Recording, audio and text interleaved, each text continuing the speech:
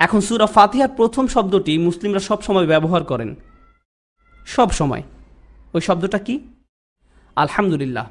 আমরা এটা ব্যবহার করি আমাদের দৈনন্দিন কথাবার্তায়, একে অপরের সাথে সাক্ষাতের সময়। আপনি কাউকে জিজ্ঞেস করলেন আপনার কি অবস্থা, প্রথম যে কথাটি বেরিয়ে আসে আলহামদুলিল্লাহ, আলহামদুলিল্লাহ, তাই না? এমনকি আপনি কারোর সাথে কথা থামিয়ে দেওয়ার জন্য এটা ব্যবহার করেন। ঠিক আছে, আলহামদুলিল্লাহ, আলহামদুলিল্লাহ। তো আমরা এটা বিভিন্ন মজার ক্ষেত্রেও ব্যবহার করি। কিন্তু আপনি জানেন এই প্রথম শব্দটির দিকে আমরা একটু বেশি মনোযোগ দিতে চাই। একটা ব্যাপার হলো, আমি এই ভাষার একজন ছাত্র। শুধুমাত্র আল্লাহ তাআলা কি বলেছেন তা নয়, বরং কিভাবে বলেছেন এবং আর কিভাবে এটা বলা যায়। তো আমাকে শুরু করতে দিন একটা ছোট অনুশীলনের মাধ্যমে, এবং আমি আপনাদের থেকে একটু জোরে উত্তর আশা করছি। আপনারা এর আগে আলহামদুলিল্লাহি রাব্বিল আলামিনের কি অনুবাদ পড়েছেন বলার চেষ্টা করুন। বলুন বলুন। সমস্ত প্রশংসা আল্লাহর জন্য, এছাড়া অন্য কিছু? ধন্যবাদ তোমাকে আল্লাহ। এটা খুবই মজার অনুবাদ। ধন্যবাদ তোমাকে আল্লাহ। এটা আমাকে আমার শাশুড়ির কথা মনে করিয়ে দেয়, কারণ একসময় তিনি এত খুশি ছিলেন যে তিনি বলে ফেললেন জাযাক আল্লাহ আল্লাহ। অনেক অনুবাদ বলে সমস্ত প্রশংসা আল্লাহর জন্য, ধন্যবাদ আল্লাহকে, তাই না? কিন্তু আজকে আমি কিছু দিয়ে শুরু করব।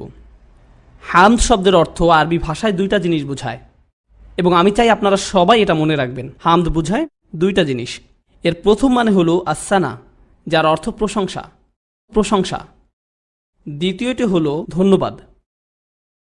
প্রশংসা এবং ধন্যবাদ এগুলো দুটি ভিন্ন জিনিস, তারা একরকম নয়, তারা একরকম নয়। প্রথমে যে আলোচনা আমি আপনাদের সাথে করব তা হলো প্রশংসা এবং ধন্যবাদের মাঝে পার্থক্য কোথায়। প্রথমত আমি চাই এটা আপনাদের এবং আমাকেও স্মরণ করাতে। আপনি রাস্তা দিয়ে হাঁটছেন, এমন সময় আপনি খুবই সুন্দর একটি গাড়ি দেখলেন। আপনি তখন কি করেন? প্রশংসা না ধন্যবাদ দেন? আশা করি আপনি এটাকে ধন্যবাদ দেন না। যেমন আপনি গাড়িটির কাছে যে এর হুডের উপর হাত চাপড়িয়ে বলেন না যে তোমাকে ধন্যবাদ BMW, আপনি সেটা করেন না। আপনি বলেন চমৎকার গাড়ি, আপনি প্রশংসা করেন। প্রশংসা একটা ভিন্ন বিষয়। এখন উদাহরণস্বরূপ আপনি এমন কারো বাসায় গেলেন যার মাত্রই বাচ্চা হয়েছে। যদিও আমার ব্যক্তিগত মতামত হলো সদ্যজাত বাচ্চা দেখতে বয়স্ক লোকের মতো, কিন্তু আপনি যাবেন এবং সুন্দরভাবে বলবেন খুব সুন্দর, ওয়াও খুব সুন্দর, খুব সুন্দর। যদিও তাকে দেখতে অদ্ভুত লাগে কিংবা ডাইনোসরের মতো। আমি এটা বলতে পারি, আমার 6টা বাচ্চা আছে, আমার একটুও লজ্জা লাগে না। যাই হোক, আপনি একটি পরিবারের কাছে যান এবং বলেন কি চমৎকার বাচ্চা। আপনি এখন কি করলেন? আপনি কি প্রশংসা করলেন না ধন্যবাদ দিলেন? প্রশংসা করলেন। আপনি বাচ্চাটাকে ধন্যবাদ দেন না, আপনি এর প্রশংসা করেন। আপনি যখন কোনো খেলা দেখেন এবং একজন ভালো খেলোয়াড় দেখেন, আপনি তার প্রশংসা করেন, ওয়াও অসাধারণ। আপনি সেই খেলোয়াড়কে ধন্যবাদ দেন না, আপনি তার প্রশংসা করেন। বোঝা গেল? কিন্তু ধন্যবাদ দেয়া সম্পূর্ণ ভিন্ন। আপনি তখনই কাউকে ধন্যবাদ দেন যখন কেউ আপনার জন্য কিছু করে, যখন কেউ আপনার জন্য কিছু করে। সুতরাং যখন আপনি মনোমুগ্ধকর কিছু দেখেন, যখন আপনি সুন্দর কিছু দেখেন, যখন আপনি এমন কিছু দেখেন যা আপনাকে মুগ্ধ করে, কৌতূহলী করে, তখন আপনি এর প্রশংসা করেন। যখন কেউ আপনার উপকার করে, যখন কেউ আপনার জন্য ভালো কিছু করে, আপনি তাকে ধন্যবাদ দেন, তবে নেহাত প্রশংসা করেন না। যখন আপনি কারো প্রশংসা করেন তার মানে এই না যে আপনি তাকে ধন্যবাদও দেন। এটা পরিষ্কার? যখন আপনি কোনো কিছুর প্রশংসা করেন, এটা এমন না যে আপনি তাকে ধন্যবাদ দেবেন, কিন্তু এর বিপরীতটাও সত্য। যখন আপনি কোনো কিছুকে ধন্যবাদ দেন বা কাউকে ধন্যবাদ জানান, তার মানে এই না যে আপনি তার প্রশংসা করেন। এটা নিয়ে কিছুক্ষণ চিন্তা করা যাক। কিভাবে আপনি কাউকে ধন্যবাদ জানাবেন তার প্রশংসা না করে? আপনাদের আমি কোরআন থেকে একটা দুইটা উদাহরণ দিব। আপনারা জানেন মুসা আলাইহিস সালাম খুব অদ্ভুত পরিবারে বড় হয়েছেন। কোথায় বড় হয়েছেন? তাঁর ঠিকানা কি ছিল? বেশ বিখ্যাত ঠিকানা, তাই না?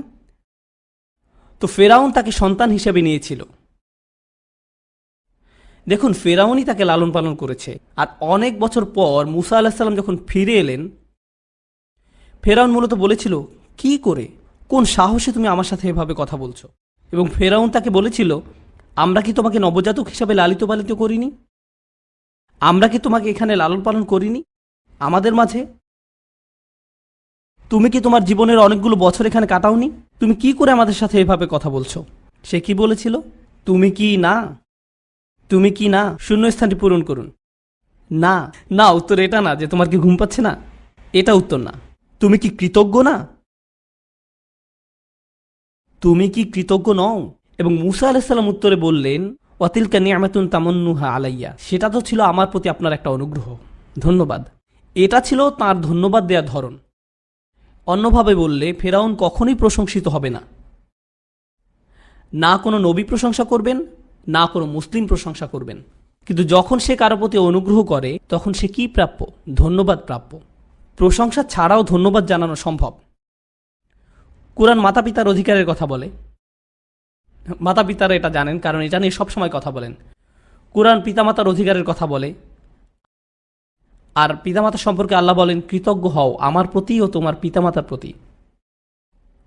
তোমার বাবা মা যদি তোমাকে শিরক করতে বাধ্য করে, শিরক তো খুবই খারাপ, আমার মনে হয় না এর থেকে খারাপ কিছু হতে পারে। তোমার বাবা মা যদি তোমাকে শিরক করতে বলে তাদের কথা শুনবে না, কিন্তু আয়াতের শুরুতেই বলছেন তবুও তাদের প্রতি কৃতজ্ঞ হতে হবে। তাহলে তারা যদি শিরক করে আপনি কি তার প্রশংসা করবেন? আপনি প্রশংসা করবেন না। কিন্তু যেহেতু তারা আপনার বাবা মা, আপনি কি করবেন? ধন্যবাদ দিবেন। তবুও তাদের ধন্যবাদ দিবেন। ইব্রাহিম আলাইহিসসালামের কথা ভাবুন, তিনি তার বাবার কাজটার প্রশংসা করতেন না, কিন্তু তবুও তিনি কৃতজ্ঞ ছিলেন, তাই না? তাই আমি বলতে চাচ্ছি আপনাদের সাথে প্রথম কথা হবে আল হামদ নিয়ে। সূরা ফাতিহাতে হামদ মানে দুইটা বিষয়, আপনারা কি সেগুলো বলতে পারেন? প্রশংসা এবং কৃতজ্ঞতা। এবং এ দুটোই কি একই নাকি ভিন্ন? ভিন্ন। আর আপনি চাইলে কৃতজ্ঞ না হয়েও প্রশংসা করতে পারবেন, আবার প্রশংসা না করেও কৃতজ্ঞ হতে পারেন। এখন চলুন দেখি আল্লাহ রাব্বুল আলামিন আলহামদুলিল্লাহতে কি বলছেন। আল্লাহ বলছেন প্রশংসা আল্লাহর জন্যই। তিনি এটাও বলছেন কৃতজ্ঞতাও আল্লাহর জন্যই, এবং তিনি যে কোনো একটার কথা বলছেন না। যদি আরবিতে বলে আল মাদহুলিল্লাহ, এর অর্থ দাঁড়ায় প্রশংসা আল্লাহর জন্য। অনুবাদ ঠিকই আছে, কারণ মাদ অর্থ শুধু প্রশংসা, প্রশংসা। যদি বলা হয় আশ-শুকরুলিল্লাহ, যদি এমন বলা হয় তবে এর অর্থ এটা মানতে সমস্যা নেই, আল্লাহর জন্য কৃতজ্ঞতা, আল্লাহর জন্য কৃতজ্ঞতা। কিন্তু আল্লাহ বলছেন আলহামদুলিল্লাহ, এর অর্থ একই সাথে দুটোই। তাহলে আলহামদুলিল্লাহ কিভাবে ভালো? আসলে এটা ভালো কয়েকটা কারণে। প্রথমত, যখন আপনি কোনো কিছুর প্রশংসা করেন সেটা আসলে নাও হতে পারে। ধরুন আপনি খুব দ্রুত গাড়ি চালাচ্ছেন, পুলিশ অফিসার আপনাকে থামালেন, তাকে দেখেই আপনি বললেন চমৎকার হ্যাট,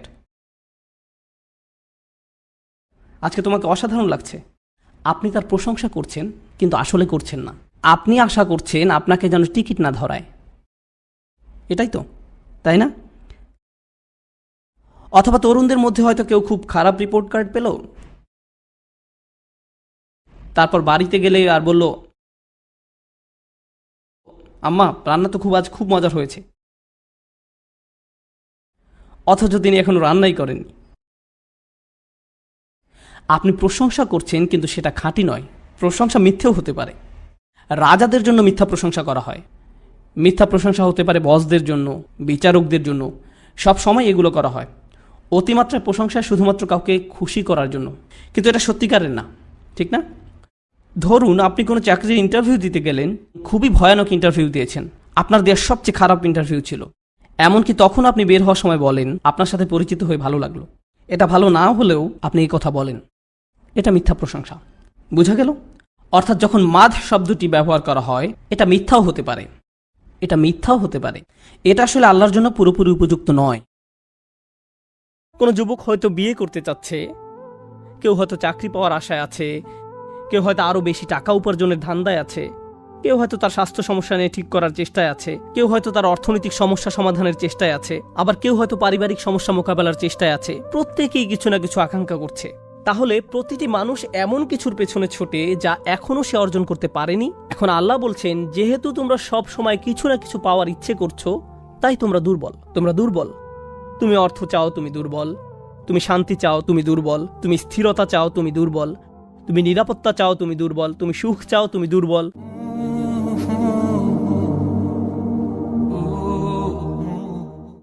আজকে ইনশাআল্লাহ আমি আপনাদের নিকট আল্লাহর একটি নাম আল কওয়ি এর উপকারিতা বর্ণনা করব। আল কওয়ি অর্থ শক্তিশালী, ক্ষমতাশালী। এই অসাধারণ শব্দটি দ্বারা আল্লাহর একটি নাম প্রকাশ করা হয়। শব্দটি শুনলেই আপনি বুঝতে পারেন এর মানে হলো আল্লাহ সর্বশক্তিমান। কিন্তু সূরাতুল হজের শেষের দিকে আল্লাহ যেভাবে এই শব্দটি ব্যবহার করেছেন সেটা অসাধারণ। আমি যুক্তি দেখাবো, একজন বিশ্বাসীর জন্য আল্লাহর আল কওয়ি হওয়ার মানে কি তা উপলব্ধি করার জন্য আল কোরআনের সবচেয়ে গুরুত্বপূর্ণ জায়গাগুলোর একটি হলো সূরাতুল হজের এই অংশটি। আমরা তার সকল নাম বিশ্বাস করি, তার প্রত্যেকটি নাম কোনো না কোনোভাবে আমাদের উপকার করে, কিন্তু আল কওয়ি কিভাবে আমাদেরকে সাহায্য করে এটা শেখার অন্যতম একটা সেরা জায়গা হলো 22তম সূরা সূরাতুল হজের শেষ অংশ, যেন মানুষ তার সম্পর্কে একটি ব্যাপারে উপলব্ধি করতে পারে। তিনি বলেন, ইয়া আইয়ুহান নাস দুরিবা মাসালুন ফাসতামিউ লাহ, হে লোক সকল, একটি উপমা বর্ণনা করা হলো, অতএব তোমরা তা মনোযোগ দিয়ে শোনো। এভাবেই তিনি শুরু করেছেন, একটি উপমা দেয়া হলো, মনোযোগ দিয়ে শ্রবণ করো। তিনি সাধারণত এভাবে বলেন যে আল্লাহ একটি উপমা বর্ণনা করলেন, কিন্তু এখানে বলেছেন একটি উপমা প্রদান করা হলো, আমি একটি উপমা দিচ্ছি বলার পরিবর্তে। এটি একটি সাইড নোট, কিন্তু গুরুত্বপূর্ণ একটা অংশ। আমি এখন আপনাদের সামনে দাঁড়িয়ে আছি, আমার একটা নির্দিষ্ট রূপ আছে, আমার দাড়ি আছে, আমার পোশাক এইরকম, আমার মাথায় টুপি আছে। আমি কোরআন থেকে কিছু তেলাওয়াত করলে বা কোনো আলোচনা করলে সেটাও আপনারা দেখতে পান। কিন্তু এমন একটা পরিস্থিতির কথা ভাবুন, আপনারা আমার জন্য অপেক্ষা করছেন। এমন সময় 16 বছরের একটা কিশোর আসলো, তার বাহুতে ট্যাটু আঁকা, পরনে জিন্স, গায়ে টি শার্ট, মাথার পেছনের দিকে ফেরানো বেসবল হ্যাট। সে মাইকের কাছে এসে কথা শুরু করার আগেই কিছু লোক পালানোর জন্য দরজা খুঁজতে লাগলো। কিছু মানুষ ভাবতে লাগলো নামাজ বোধহয় আবার পড়তে হবে। কেউ কেউ ভাবতে লাগলো তাকে মঞ্চ থেকে সরানোর জন্য কি কেউ নেই, কেন সরানো হচ্ছে না।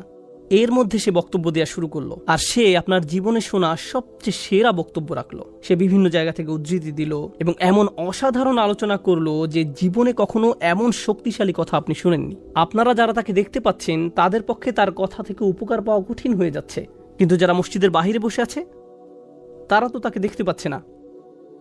বাহিরের মানুষ শুধু তার কথা শুনছে, তো ভেতরের মানুষরা বলতে লাগলেন আস্তাগফিরুল্লাহ আস্তাগফিরুল্লাহ। আর যারা বাহিরে তারা কি বলছেন? মাশাআল্লাহ মাশাআল্লাহ। এই উদাহরণটি পেশ করার কারণ হচ্ছে মানুষ কারো কথা শোনার আগে তার চেহারা বা সুরতের দিকে লক্ষ্য করে। আমরা কারো বক্তব্যের চেয়েও তার পোশাক পরিচ্ছদ, তার চেহারা সুরতের দিকে বেশি মনোযোগ দিয়ে থাকি, এবং সেজন্য কারো পোশাকের দিকে তাকিয়েই বলি সে যাই বলুক না কেন তার কথা শোনার কোনো মানে হয় না। আবার আরেকজনের ক্ষেত্রে হয়তো বলি তার কথা বেশি মনোযোগ দিয়ে শ্রবণ করা উচিত, শুধু তাদের চেহারা সুরতের ভিন্নতার কারণে। কখনো কখনো হয়তো তাদের গায়ের রঙের কারণে, তাদের পোশাক আশাক বা বয়সের কারণেও হতে পারে। কোনো ব্যক্তি তার মুখ খোলার আগেই তার পোশাক আশাক অথবা চেহারা সুরতের দিকে তাকিয়ে আমরা মনে মনে একটা সিদ্ধান্ত নিয়ে ফেলি, লোকটার কথা শুনবো নাকি শুনবো না। এই আয়াতে আল্লাহ বক্তার উপর থেকে ফোকাস সরিয়ে ফেলেছেন। তিনি বলেছেন একটি উপমা প্রদান করা হলো। আল্লাহ এই উপমাটি দিচ্ছেন অথবা রাসূলুল্লাহ সাল্লাল্লাহু আলাইহি ওয়াসাল্লাম দিচ্ছেন, এই ব্যাপারটা আপাতত একদিকে সরিয়ে রাখুন। উপমাটি কে দিচ্ছে তার দিকে মনোযোগ না দিয়ে উপমাটির দিকে মনোযোগ দাও। কারণ এই পৃথিবীতে এমন বহু মানুষ রয়েছে তারা যখনই শুনে আল্লাহ বলছেন তখনই বিরক্ত হয়ে মনে মনে বলে ওঠে আবার ধর্ম নিয়ে লেকচার দিতে আসছে। যখনই শুনে রাসূলুল্লাহ সাল্লাল্লাহু আলাইহি ওয়াসাল্লাম বলছেন তখনই বিরক্তি স্বরে বলে ওঠে আবারও ধর্মীয় ব্যাপার। যখনই শুনে আল্লাহ বলছেন অথবা রাসূল সাল্লাল্লাহু আলাইহি ওয়াসাল্লাম বলেছেন তখনই তারা কথাটা শোনার আগ্রহ হারিয়ে ফেলে, তারা শুনতে চায় না। তাই আল্লাহ আযজা ওয়া জাল্লা এই অসাধারণ উপমা প্রদান করার সময় কি করলেন? ইয়া আইয়ুহান নাস, এই উপমাটি সমস্ত মানবজাতির জন্য। এখন মানবজাতির সবাই তো আল্লাহর কথা শুনতে আগ্রহী নয়, তাই আল্লাহ বলছেন যদিও তোমরা তার কথা শুনতে আগ্রহী নও, দরিবা মাসাল ফাসতামিউ লাহু, উপমাটা অন্তত মনোযোগ দিয়ে শোনো। এখন তিনি নিজের সম্পর্কে একটি বর্ণনা দিচ্ছেন। তিনি বলেন ইন্নাল্লাযীনা তাদউনা মিন দুনিল্লাহি লা ইয়াখলুকু যুবাবান, তোমরা আল্লাহর পরিবর্তে যাদেরকে ডাকো তারা কখনো একটি মাছিও সৃষ্টি করতে পারবে না। ওয়ালাউ ইজতামাউ লাহু, এবং এই উদ্দেশ্যে তারা সবাই একত্রিত হলেও। এই কথা শোনার পর আপনি হয়তো ভাবতে পারেন তারা মাছি সৃষ্টি করতে পারবে না, মানে কি? এই কথা বলার উদ্দেশ্য কি? আর মাছি তো খুব চমৎকার কোনো প্রজাতিও নয়, বরং মাছি হলো মানুষের অভিজ্ঞতায় অন্যতম বিরক্তিকর একটা জীব। তাদের দেখলেই আপনি তাড়িয়ে দিতে চান। সাধারণত নোংরা দুর্গন্ধময় জায়গায় তাদের দেখা যায়, আর ভালো খাবারের উপর যদি মাছি বসে আমরা মনে করি তারা খাবার নষ্ট করে ফেলেছে, তাই আমরা তাদের তাড়িয়ে দেই। আল্লাহ বলছেন তারা কখনো একটি মাছিও সৃষ্টি করতে পারবে না। ওয়া ইন ইয়াসলুবহুমুয যুবাবা শাইআ লা ইয়াস্তানকিযুহু মিনহু, আর যদি মাছি তাদের কাছ থেকে কিছু ছিনিয়ে নেয় তারা তার থেকে সেটা উদ্ধারও করতে পারে না। মনে করুন আপনি কোনো খাবার খাচ্ছেন, এমন সময় একটা মাছি এসে আপনার খাবারের উপর 1 সেকেন্ডের জন্য বসলো, আপনি তখন হাত নেড়ে মাছিটিকে তাড়িয়ে দিলেন। আল্লাহ বলছেন যদি কোনো মাছি এসে তাদের খাদ্যের উপর বসে এবং তাদের কাছ থেকে খাদ্যের কিছু অংশ ছিনিয়ে নিয়ে যায়, গোটা মানবজাতি একত্রিত হলেও তার থেকে তা উদ্ধার করতে পারবে না। এই কথাই তিনি বলছেন, লা ইয়াস্তানকিযু মিনহু, তারা এটা পুনরুদ্ধার করতে পারবে না। এখন মানুষের ক্ষেত্রে কিছু মানুষ শক্তিশালী আর কিছু মানুষ দুর্বল, কিছু মানুষ গরিব আবার কিছু মানুষ ধনী। অনেক মানুষের কোনো প্রভাব প্রতিপত্তি নেই, তাদের হয়তো থাকার একটা ঘরও নেই। আবার এমনও অনেক মানুষ আছে যারা পরমাণু বোমা নিক্ষেপ করার ক্ষমতা রাখে, যারা পৃথিবীর সবচেয়ে শক্তিশালী সেনাবাহিনী নিয়ন্ত্রণ করে ইতিহাসে এবং আজকের দিনেও। এখন ফেরাউনের মতো রাজা যদি নিজ প্রাসাদে বার্গার খেতে বসে, আর এমন সময় একটা মাছি এসে তার খাবারের উপর বসে, তাকে অসম্মান করে, ভাবতে পারেন রাজা খেতে বসলো আর কেউ একজন এসে বলল, এই খাবারটা আমার খুব পছন্দের, আমি এই কেচাপটা খাবো, লোকটা মারা পড়বে। এখন মাছি এসে যদি তার খাবার খাওয়া শুরু করে আর ফেরাউন রাগান্বিত হয়ে বলে, কত বড় সাহস, আমি আমার খাবারের থেকে ফেরত চাই, এমনকি যদি তারা মাছিটি ধরেও ফেলে, কি করতে পারবে? খাদ্য পুনরুদ্ধার করতে পারবে না। এই অসাধারণ উপমাটির মাধ্যমে আল্লাহ সুবহানাহু ওয়া তাআলা আগেরকার দিনে যারা মূর্তি পূজা করত তাদের নিকট একটা ব্যাপার পরিষ্কারভাবে তুলে ধরলেন। এমন মূর্তি পূজকদের অনেকেই তাদের মূর্তির সামনে খাবার পেশ করত। তারা দুধ, মধু, চকলেট, আইসক্রিম, আমি জানি না, যাই আনুক না কেন, মূর্তির সামনে এই খাবারগুলো পেশ করত। আর এই মন্দিরগুলো সাধারণত উন্মুক্ত থাকে। এখন মূর্তির সামনে যদি এমনভাবে খাবারগুলো উন্মুক্ত থাকে, কে আসবে এগুলো খেতে? মাছি আসবে। একটা মাছি গিয়ে তাদের বিশাল মূর্তির নাকের ডগায় গিয়ে বসে, এই যে তোমার খাবার, এখন আমি খাবো, মাইন্ড করবে না তো? তারপর একটি খাবারের উপর বসে এক টুকরা খাবার নিয়ে উড়ে চলে যায়। আর তাদের দেবতার কোনো ক্ষমতাই নেই এই খাবার প্রতিরক্ষা করার। এখন তাদের এই পবিত্র খাবার, যাতে তারা বিভিন্ন তন্ত্রমন্ত্র পরে ফু দেয়, প্রার্থনা করে ইত্যাদি, এখন আপনি সেখানে গিয়ে যদি বলেন, আরে এটা তো আমার সবচেয়ে প্রিয় চকলেট, তারপর একটা নিয়ে নিলেন, তখন তারা কি করবে? আপনার হাত থেকে কেড়ে নিবে, আর খেয়ে ফেললে হয়তো আপনাকে মারতে আসবে, কারণ তাদের মতে আপনি এটাকে অপবিত্র করে ফেলেছেন। অথচ তাদের ধর্ম প্রতি মুহূর্তে অপমানিত হচ্ছে কার দ্বারা? আল্লাহ বলছেন, এই মাছি তোমাদেরকে শেখাচ্ছে এই দেবতাগুলো শক্তিহীন, মাছি তোমাদেরকে এটি শিক্ষা দিচ্ছে। তো আল্লাহ বলছেন, আমি তোমাদেরকে ছোট একটি উদাহরণ দিচ্ছি, আল্লাহ ছাড়া তোমরা যাদেরকে ডাকো, প্রথমত তারা এমনকি একটি মাছিও সৃষ্টি করতে পারবে না। আর যদি মাছি তাদের খাবারের কিছু অংশ কেড়ে নিয়ে যায়, কিভাবে তারা এই খাবার উদ্ধার করবে? মজার ব্যাপার হলো, আমি এই আয়াতটার কারণে মাছি সম্পর্কে আগ্রহী হয়ে উঠেছিলাম।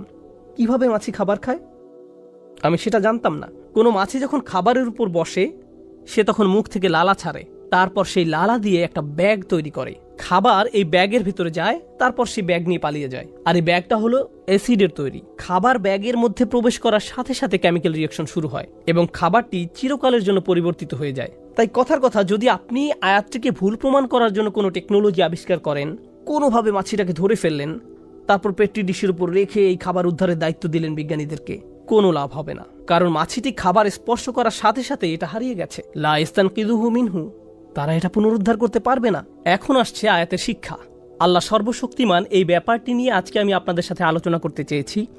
এই উপমার সাথে আল্লাহ সর্বশক্তিমান হওয়ার কি সম্পর্ক আছে? আল্লাহ এখানে একটা মূলনীতি সেট করে দিচ্ছেন। আপনি যদি এই মূলনীতিটি বুঝতে পারেন, তাহলে আল্লাহর এই নামটির তারিফ করতে পারবেন। উপমাটি দেওয়ার পর আল্লাহ আযজা ওয়া জাল্লা বলেন, দুআফাত তালিব ওয়াল মাতলুব। এটি আল কোরআনের একটা অন্যতম শক্তিশালী স্টেটমেন্ট। আমরা জানি পৃথিবীর প্রায় সব ভাষাতেই জ্ঞানগর্ভ কিছু প্রবাদ আছে। এই আয়াত অংশটি কোরআন মাজিদের এরকম একটি গভীর তাৎপর্যপূর্ণ বক্তব্য। এটা ফ্রেমে আটকিয়ে রাখার মতো বা প্রতিদিন চিন্তা করার মতো একটা কথা। খুবই ছোট একটা স্টেটমেন্ট, দুআফাত তালিব ওয়াল মাতলুব, কিন্তু খুবই শক্তিশালী একটি সত্য কথা। এর মানে কি? এর মানে হলো প্রার্থনাকারী আর যা প্রার্থনা করা হয়, দুইটা বিষয়, যে প্রার্থনা করছে এবং যা প্রার্থনা করছে, উভয়টি প্রকৃতিগতভাবেই দুর্বল। যে কিছু কামনা করছে সে যেমন দুর্বল, ঠিক তেমনি যা কিছু কামনা করা হচ্ছে সেটাও দুর্বল। কোনো যুবক হয়তো বিয়ে করতে চাচ্ছে, কেউ হয়তো চাকরি পাওয়ার আশায় আছে, কেউ হয়তো আরও বেশি টাকা উপার্জনের ধান্দায় আছে, কেউ হয়তো তার স্বাস্থ্য সমস্যা নিয়ে ঠিক করার চেষ্টায় আছে, কেউ হয়তো তার অর্থনৈতিক সমস্যা সমাধানের চেষ্টায় আছে, আবার কেউ হয়তো পারিবারিক সমস্যা মোকাবেলার চেষ্টায় আছে। প্রত্যেকেই কিছু না কিছু আকাঙ্ক্ষা করছে, কিছু না কিছুর অভাব বোধ করছে। মূলত আমরা দুটি জিনিসের পেছনে ছুটি। হয় আপনি এমন ভালো কিছুর সন্ধানে আছেন যা এখনো অর্জন করতে পারেননি, যেমন গাড়ি চালিয়ে কোথাও যাচ্ছেন আর রাস্তার পাশে চমৎকার একটা সুন্দর বাড়ি দেখলেন, তখন ভাবতে লাগলেন একদিন ইনশাআল্লাহ। অথবা কোনো গাড়ির দিকে তাকিয়ে মনে মনে ভাবেন একদিন আমিও এরকম একটা গাড়ি কিনবো। এরপর আপনি আপনার মোবাইল ব্যাংকের অ্যাকাউন্ট চেক করে দেখেন কত টাকা আছে। Not enough, not enough, not enough. এভাবে জমতে থাকলে আর মাত্র 12 বছর পরে এই গাড়িটি কিনতে পারবো। তাহলে প্রতিটি মানুষ এমন কিছুর পেছনে ছোটে যা এখনো সে অর্জন করতে পারেনি। এটা হলো এক ধরনের আকাঙ্ক্ষা। আর দ্বিতীয় ধরনের আকাঙ্ক্ষা হলো আমাদের জীবনে নানান রকম সমস্যা রয়েছে। আমরা হয়তো কোনো কঠিন গ্যারাকলে আটকা পড়েছি, বা কোনো গভীর দুঃখ, পারিবারিক সমস্যা, মানসিক অশান্তিতে আছি এবং আমরা এর থেকে মুক্তি চাচ্ছি। তাহলে হয় আমরা ভালো কিছু জীবনে যুক্ত করতে চাচ্ছি, অথবা খারাপ কিছু জীবন থেকে দূর করতে চাচ্ছি। সংক্ষেপে বলতে গেলে মানব জীবনের সকল চেষ্টা মূলত দুটো বিষয়কে কেন্দ্র করেই। এখন আল্লাহ বলছেন, যেহেতু তোমরা সব সময় কিছু না কিছু পাওয়ার ইচ্ছে করছো, তাই তোমরা দুর্বল। তুমি অর্থ চাও, তুমি দুর্বল। তুমি শান্তি চাও, তুমি দুর্বল। তুমি স্থিরতা চাও, তুমি দুর্বল। তুমি নিরাপত্তা চাও, তুমি দুর্বল। তুমি সুখ চাও, তুমি দুর্বল। তুমি সামাজিক পদমর্যাদা চাও, তুমি দুর্বল। তুমি ডিগ্রি চাও, তুমি দুর্বল। তুমি বিয়ে করতে চাও, তুমি দুর্বল। তুমি সন্তান চাও, তুমি দুর্বল। তুমি তোমার সন্তানকে বিয়ে করাতে চাও, তুমি দুর্বল। তুমি যে এই সমস্ত কিছুর আকাঙ্ক্ষা করছো, তা তোমাকে কি বানাচ্ছে? দুর্বল। আর যে জিনিসগুলো তুমি কামনা করছো তাও দুর্বল। আচ্ছা, আমি বুঝলাম, আমার যেহেতু এগুলো নেই তাই আমি দুর্বল, কিন্তু আমি যে জিনিসগুলো কামনা করছি সেগুলো কিভাবে দুর্বল? আচ্ছা, আপনাদেরকে একটা উদাহরণ দিচ্ছি। অনেক আগে আমি একবার অ্যাবনর্মাল সাইকোলজির একটা ক্লাসে উপস্থিত ছিলাম। তো আমাদের প্রফেসর এক যুবকের উদাহরণ দিলেন। ঘটনাটি ঘটেছিল 70-এর দশকের শেষ দিকে। সে সময় যুবকটি নিউ ইয়র্ক ইউনিভার্সিটিতে ক্লিনিক্যাল সাইকোলজির উপর পিএইচডি করছিল। তখনকার সময় ইমেইল, হার্ড ড্রাইভ এগুলো ছিল না। ছেলেটি তার 455 পৃষ্ঠার থিসিস টাইপ করে ডিপার্টমেন্টে জমা দিল। আর এই থিসিস তৈরি করতে তার 5 বছর সময় ব্যয় করতে হয়েছিল। এটার দ্বিতীয় কোনো কপিও ছিল না।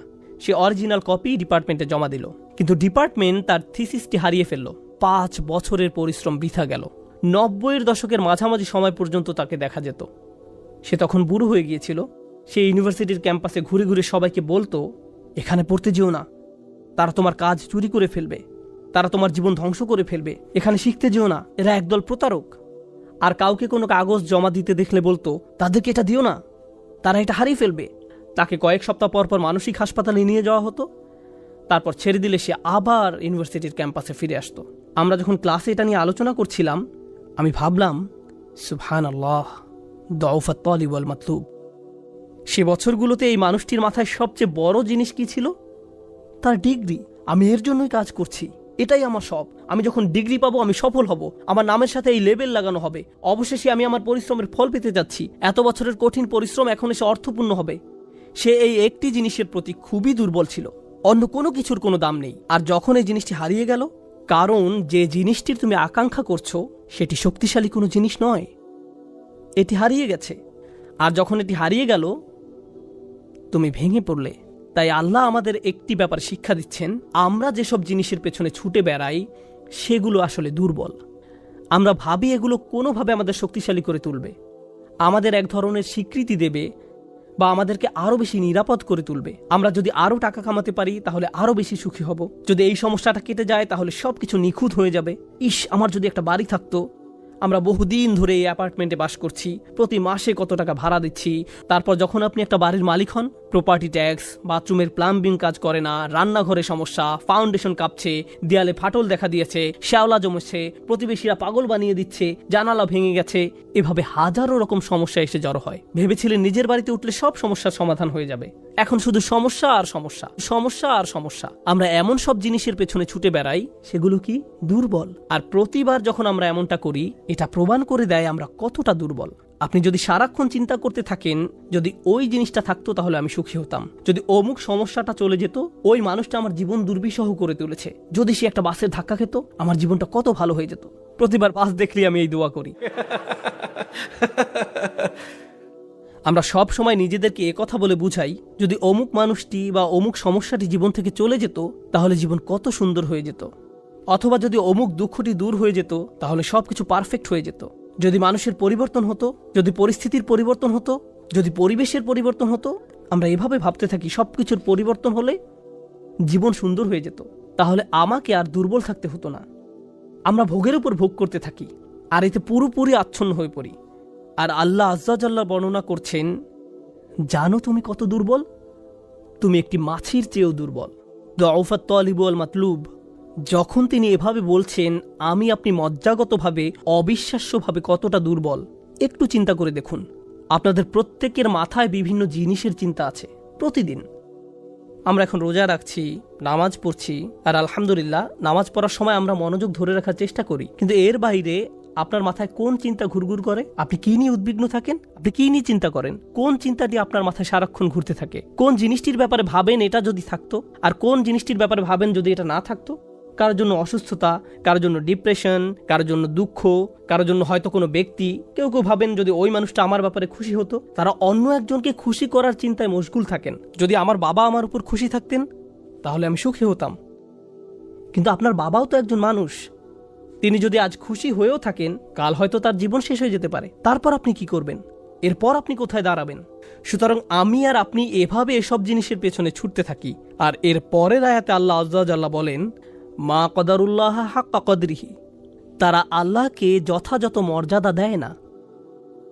ইন্নাল্লাহ কওয়িয়্যুন আজিজ, নিশ্চয়ই আল্লাহ শক্তিধর, মহাপরাক্রমশালী। তুমি দুর্বল, কিন্তু আল্লাহ সর্বশক্তিমান। তিনি আরো বলেন, তোমরা আল্লাহকে যথাযথ মর্যাদা প্রদান করনি। জানেন তিনি আমাকে আপনাকে কি বলছেন? তিনি বলছেন, তোমরা বিভিন্ন জিনিসের পেছনে ছুটবে, তোমরা বিভিন্ন মানুষের পেছনে ছুটবে, তোমরা এই দুনিয়ার যত কিছুর পেছনেই ছুটো না কেন, এর প্রতিটি জিনিসের একদিন সমাপ্তি হবে। এর প্রতিটি জিনিস দুর্বল। এই কারণে তুমিও দুর্বল হয়ে পড়েছ। এই জন্য তুমি বারবার দুঃখ ভারাক্রান্ত হয়ে পড়ছ। ফলশ্রুতিতে তুমি বারবার ক্ষতির সম্মুখীন হচ্ছ। কিন্তু শেষবারের মতো যখন তুমি এই সিদ্ধান্ত গ্রহণ করবে, তোমার যত চাওয়া পাওয়া আছে তার মাঝে সবচেয়ে বড় চাওয়া পাওয়া হলো তোমার মালিককে খুশি করা, যখন তুমি সবকিছুর উপরে আল্লাহর সন্তুষ্টিকে প্রাধান্য দাও, যখন তুমি সত্যিকার অর্থে তোমার অন্তর থেকে এটা করতে পারবে, একমাত্র তখনই, যেহেতু তিনি শক্তিধর। জানেন আল্লাহ এইমাত্র আমাদের শেখালেন, যখন তুমি দুর্বল কাউকে পেতে চাও তখন তুমিও দুর্বল হয়ে পড়ো, কিন্তু তুমি যদি আল্লাহকে চাও যিনি শক্তিধর এবং মহাপরাক্রমশালী, তাহলে এটা তোমাকে কেমন করে তুলবে? এটা তোমাকেও শক্তিশালী করে তুলবে। আর যখন তুমি শক্তিশালী হয়ে উঠবে, জীবনে বিভিন্ন জিনিস আসবে যাবে, কিন্তু তোমার শক্তিমত্তার কোনো কমতি হবে না। যে জিনিসের পেছনে তুমি ছুটছো তা ভেঙে পড়ার কারণে তখন তুমি আর ভেঙে পড়বে না, কারণ তুমি দুনিয়ার এসব তুচ্ছ জিনিসের চেয়েও অনেক অনেক উচ্চ একজনের সন্তুষ্টির অন্বেষণ করছো। আমি বলছি না যে আপনি এই দুনিয়ার কোনো কিছু চাইতে পারবেন না, কিন্তু আয়াতটি আমাদেরকে একটি ব্যাপারে শিক্ষা দিচ্ছে। আমরা যখন এসব পার্থিব বিষয় কামনা করব, আমরা বুঝবো যে এগুলো দুর্বল। পার্থিব এসব বিষয় জীবনে আসবে যাবে, কিন্তু আমরা কখনো আল্লাহকে হারাতে পারবো না। লক্ষ্য করুন, মানব জাতির ব্যর্থতা হলো যখন তারা পার্থিব কোনো জিনিস পেতে ব্যর্থ হয়, তারা আল্লাহকে ভুলে যায়। তাদের চাওয়া পাওয়ার জিনিসটি না পেলে তারা নামাজ পড়া ছেড়ে দেয়। তারা যা চায় তা যদি না পায়, তারা এভাবে বলে, এভাবে দোয়া করার অর্থ কি? তারা যখন তাদের আকাঙ্ক্ষার বস্তুটি পায় না, তখন দুঃখ হতাশা একেবারে ভেঙে পড়ে এবং বলে, আমি তো আল্লাহর সাথে কথা বলার শক্তিও পাচ্ছি না। এমনটি ঘটার কারণ হলো, সমস্যায় পড়ার পূর্বে আল্লাহর সাথে তাদের বন্ধন শক্তিশালী হয়ে ওঠেনি। যদি সে বন্ধনটি আগে থেকেই বর্তমান থাকতো, যেমন মূল যদি শক্তভাবে গাঁথা থাকে, তাহলে ঝড় এলে এদিক ওদিক দুলতে থাকে, সম্পূর্ণ ভেঙে পড়ে না, মূলের উপর দাঁড়িয়ে থাকতো। আর ঝড় চলে গেলে আবার ফল দেয়া শুরু করতো। এরকম একটা উপমার কথা কোরআনে অন্যত্র এসেছে, আসলুহা সাবিত ওয়া ফারউহা ফিস সামা। লা ইলাহা ইল্লাল্লাহ হলো এমন একটা বৃক্ষের মতো যার শেকড় মাটিতে এবং শাখা আকাশে উত্থিত। এটাই ঈমানের শক্তি। এই আধ্যাত্মিক শক্তির ধারণাটি আরও পরিষ্কার করার জন্য আমি আপনাদের নিকট একটা উদাহরণ পেশ করব। শক্তিকে আমরা বিভিন্ন জিনিসের সাথে সংযুক্ত করি। আমি বহু বছর আগে একটা ঘটনা নিয়ে কথা বলছিলাম, কিন্তু এখন এটি আমাকে অনুপ্রাণিত করে। যুক্তরাষ্ট্রের নিউ অরলিন্স অঙ্গরাজ্যের একটা পরিবারের একটা ঘটনা। পরিবারটা ছিল অনেক ধনী, তাদের গাড়ি ডিলারশিপের ব্যবসা ছিল, তাদের দোকান ছিল একেবারে সমুদ্র সৈকতের পাশে। তারা দামি দামি গাড়ি আমদানি করত এবং বিক্রি করত। এরপর হ্যারিকেন ক্যাটরিনা আঘাত হানল। ক্যাটরিনা এসেছিল বিশাল জলোচ্ছ্বাস নিয়ে এবং এর ফলে তাদের কেনা সকল গাড়ি ভেসে গেল। একমাত্র লেক্সাস এলএস মডেলের একটা গাড়ি বর্তমান ছিল এবং পরিবারটা এই গাড়িতে করেই হ্যারিকেন আক্রান্ত এলাকা থেকে পালিয়েছিল। দুর্যোগ শেষ হওয়ার কয়েক মাস পরে স্টেটের সবকিছু খুলে দেওয়ার পর আমি আবার তাদের সাথে দেখা করতে গিয়েছিলাম। যে পরিবারটি মাসে প্রায় 2 কোটি টাকা আয় করত, তারাই এখন সেই লেক্সাস গাড়িতে করে পিজা ডেলিভারি দিচ্ছে। পরিবারটি এখন এই কাজ করছে। এক ব্যক্তির পিজা দোকানের জন্য তাদেরকে হায়ার করা হয়েছিল। মা বাবা দোকানে পিজা বানাতো আর ছেলে লেক্সাসে করে সেই পিজা ডেলিভারি দিত। আমি যখন এটা দেখলাম, কল্পনা করতে পারেন অন্য কেউ যদি এরকম পরিস্থিতিতে পড়তো, অন্য কোনো মিলিয়নিয়ার যদি এভাবে দেউলিয়া হয়ে যেত, তাদের কি হতো? তারা সম্পূর্ণ হতাশ হয়ে যেত, মদের বোতল হাতে জীবন পার করে দিত। কারণ তারা মনে করত যা তাদের ছিল তাই তাদের শক্তিশালী করেছে। এখন যেহেতু এই সম্পদ হারিয়ে গেছে, আমার পক্ষে আর এই পরিস্থিতি মোকাবেলা করা সম্ভব নয়, এই ধরনের ক্ষতি সহ্য করা সম্ভব নয়। কিন্তু এই পরিবারের ক্ষেত্রে যখন আমি তাদের সাথে দেখা করলাম, সবাই খুবই শান্ত, নির্বিঘ্ন। বাবার অনেক বয়স হয়েছিল, এই রকম বয়সে এমন ক্ষতির সম্মুখীন হলে মানুষ হার্ট অ্যাটাক করে, উচ্চ রক্তচাপে ভোগে, কিন্তু এই মানুষটা সম্পূর্ণ শান্ত। তো আমি তাকে জিজ্ঞেস করলাম, কিভাবে এটা সম্ভব? আমি এমনকি আমার প্রশ্ন করাও শেষ করতে পারিনি, আমি শুধু বললাম কিভাবে। তিনি হেসে উঠলেন। তিনি বললেন, যখন ব্যবসা ভালো ছিল আমি সারাক্ষণ ফোনে ব্যস্ত থাকতাম, শিপমেন্ট এসে পৌঁছেছে কিনা, পেমেন্ট দিতে দেরি হচ্ছে কিনা, কার কি ডেলিভারি দেওয়া প্রয়োজন, কাস্টমার খুশি কিনা, ট্যাক্সের হিসাব ঠিক আছে কিনা, কর্মচারীদের সমস্যা, অমুক সমস্যা, তমুক সমস্যা, এসব কারণে আমি কোনো মতে জুমার নামাজে উপস্থিত হতে পারতাম কোনো রকমে। কিন্তু এখনও তো টেবিলে খাবার আছে, এখনও তো আমাদের মাথার উপর ছাদ আছে, আর এখন আমি নিশ্চিন্তে মসজিদে গিয়ে নামাজ আদায় করতে পারি। আর সকালে ঘুম থেকে উঠে আমাকে কিচ্ছু নিয়ে ভাবতে হয় না, একমাত্র আমার রবকে মনে করা এবং তার কৃতজ্ঞতা জ্ঞাপন করা ছাড়া। আমার আসলে মনে হয় আমার জীবন শেষ হওয়ার পূর্বে আল্লাহ আমাকে সহজ জীবনের এই নিয়ামত দান করেছেন। সেই বাবা এটাই বলেছিলেন, কোনো সাধারণ মানুষের পক্ষে এভাবে কথা বলা সম্ভব নয়। আপনি যদি এমন কথা অন্য কোনো ব্যবসায়ীকে বলতেন, সে বলতো এই লোকটার মাথা নষ্ট হয়ে গেছে, তার সকল সেন্স নষ্ট হয়ে গেছে। আর এই জন্যই এখন সে তার মাথায় এই পরিস্থিতির একটা যৌক্তিকতা খুঁজে নিয়েছে। আপনাদেরকে একটা কথা বলছি, একজন মানুষের পক্ষে কেবল তখনই এভাবে কথা বলা সম্ভব যখন সে বুঝতে পারে যেসব জিনিসের পিছনে সে ছুটছে তা দুর্বল, কেবলমাত্র আল্লাহই শক্তিশালী।